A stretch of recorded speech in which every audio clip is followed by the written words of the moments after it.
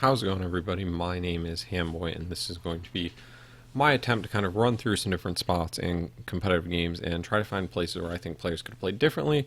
Maybe to have won the game, but maybe just to have given themselves a slightly better chance at doing so. So I'm going to attempt to go through different competitive games probably once a week, maybe twice a week if I'm feeling extra ambitious, and try to look for different places where I think players could have potentially won themselves a game or made a better decision or just made a different decision that I like better that maybe they wouldn't. So hopefully, if at the very least, this can maybe open up some discussion on different lines of play.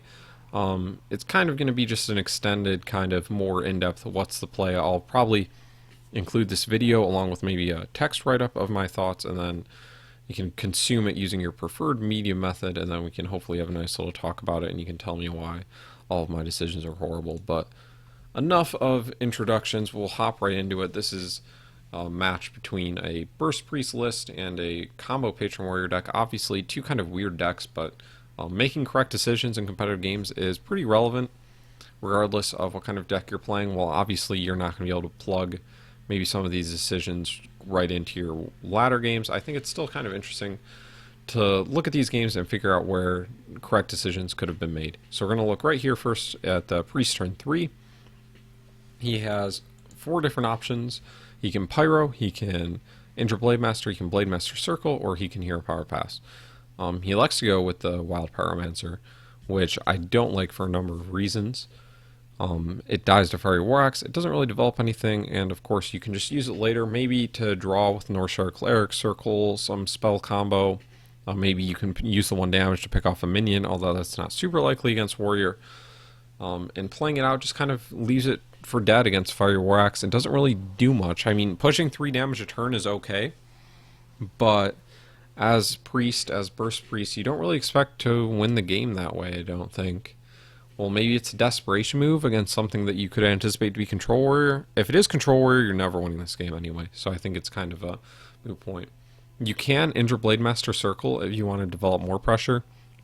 Once again, I think that's kind of pushing resources out there too quickly. So here I'm a big fan of Hero Power Pass.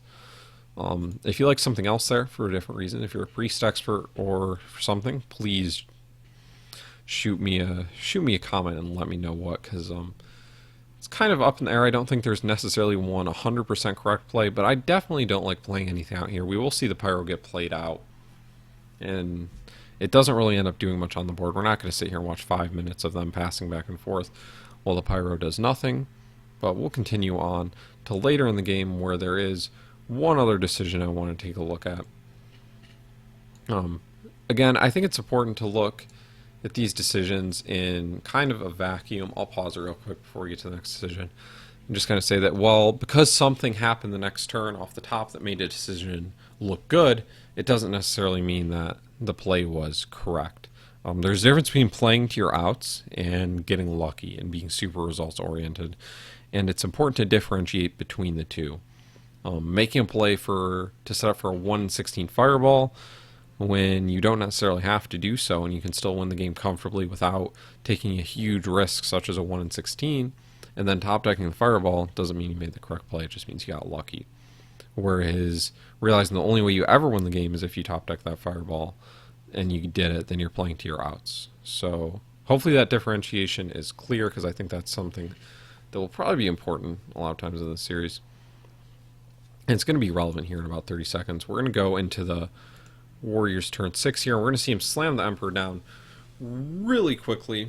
I'm not going to go back and watch him put it down. Not really relevant, but the point is that he did play it out on 6 into this kind of board state. And what's really important here is to look at his hand. And as combo warrior, you want to reduce combo pieces, because against Priest, you want to kill them from 30. It's simple, like combo deck 101, I guess. And here we only see one combo piece in the Rampage.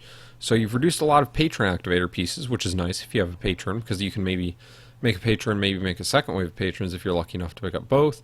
If they have Auchenized Circle or Excavated Evil to deal with wave 1, they most likely can't deal with wave 2, and then you overwhelm them.